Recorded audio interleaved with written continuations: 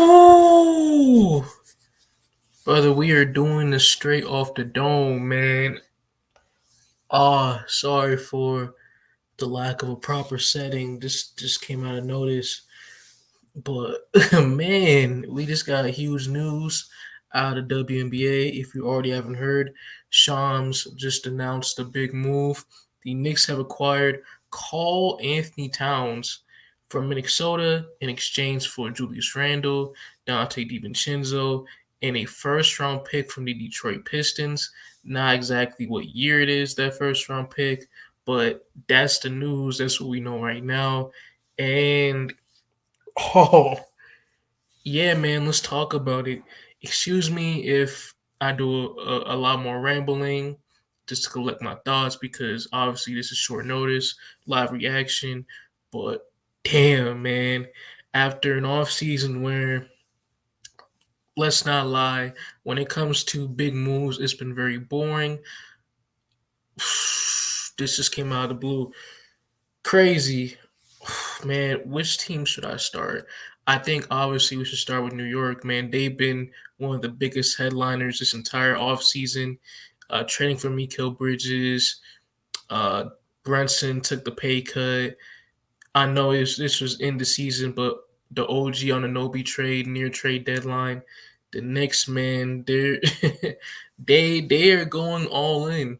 They are going very all in when they made the moves to get OG and Mikal, especially with Bridges, looking at that roster initially, in my mind, I was like, how is Julius going to fit within that unit? Having wings like Josh Hart, Mikal, and OG, and obviously having Brunson at the one and DiVincenzo coming off the bench, you can't put Randall at the five because he's a true forward. He's a power forward. He's too small to play the five, nor has the defensive ability to play at the center position. So I thought coming into the year, yes, they made those big flashing moves. Yes, they got a whole lot better. But at the same time, it's like, how's this going to work out? How's this going to fit? So I initially thought I don't think Julius Randle is gonna spend a ton of more time in New York for the time being, but I did not expect it to happen this quick, man. And getting a guy like Karl Anthony Towns, which he's a much better off-ball player, a much better shooter. I think a much better overall player offensively, a guy that much fits the Knicks scenario a lot more than Randall.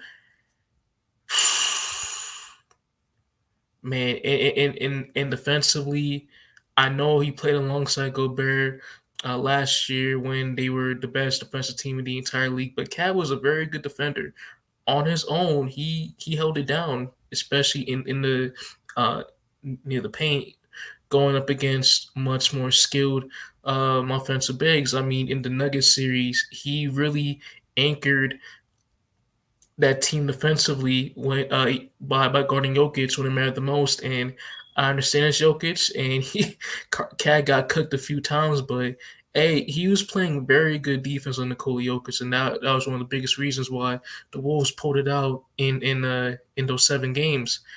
But New York, you're getting a much better fit in Karl Anthony Towns compared to Julius Randle.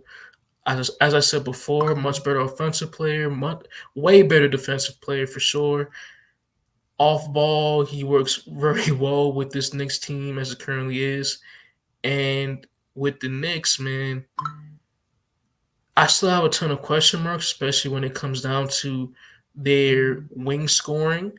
And even with the accusation, Cat as a playoff performer, he's not the greatest. He is really not the greatest. But at the same time, man, this just further proves that the Knicks are the biggest threat to stopping the Boston Celtics from coming out of the East this year and heading back to the NBA Finals for sure. I'm so sorry. This group chat is blowing up. Let me check this.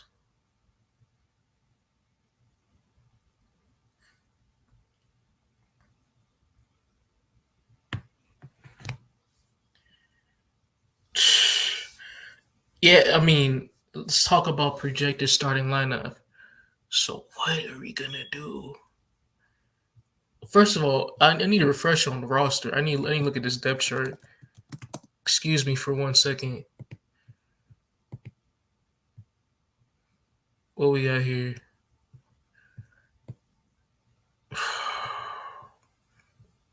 So I know Cat's at the five. Mitchell Robinson's gonna be uh, the backup five coming off the bench, in my opinion. Well, obviously with Mitchell Robinson being unhealthy, he's not gonna start the regular season. But I think as of right now, Cat's gonna play the five, OG at the four, Josh Hart at the three, Mikael Bridges at the two, and then obviously you got Jalen Brunson at the one. That's in my opinion how it will play out. Again, man, still a ton of question marks with that wing scoring, but still, man, I think in the East, other than Boston, is probably the most cohesive. And again, man, I think the Knicks are going to be the Celtics' biggest challenge heading into this year for sure. Absolutely for sure. You got a borderline superstar point guard, multiple high quality 3-and-D wing guys, and with Cat, you bring in a much more skilled player offensively, a guy that you're gonna count on the defensive side of the ball a lot more than Julius Randle.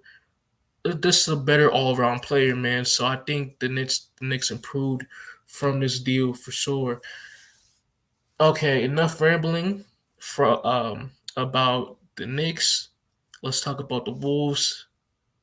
Why did you make this move?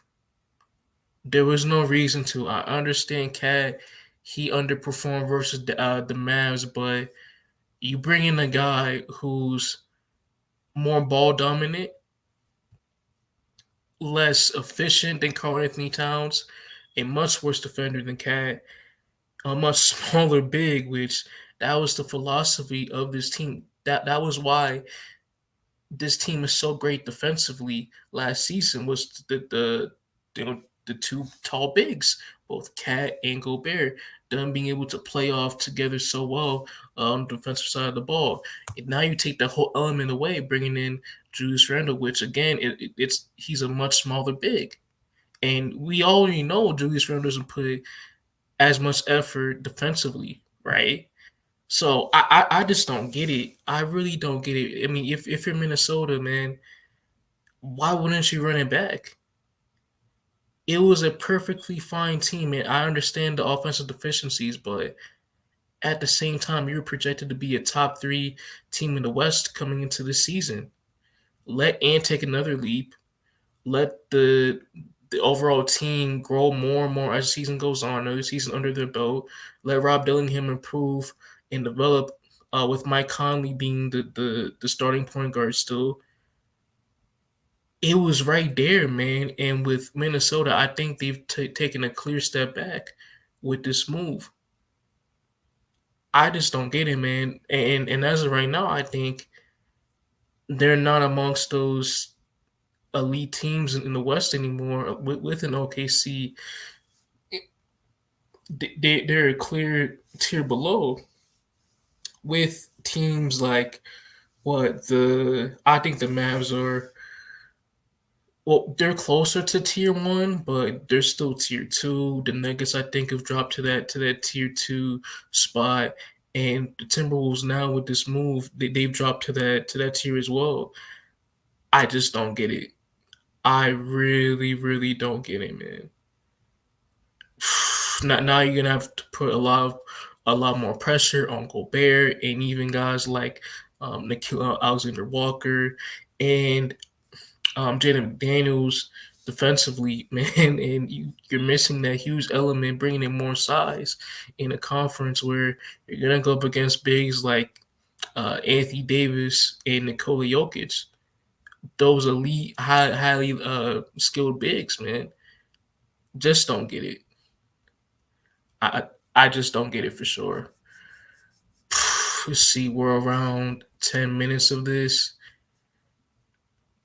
Yeah, I got nothing else to say. I really don't. Um, yeah, just wanted to drop this quick video off. When it comes to like a full episode with this podcast, um, hey, it's getting a little bit hard to drop consistently, but I'll try to make it.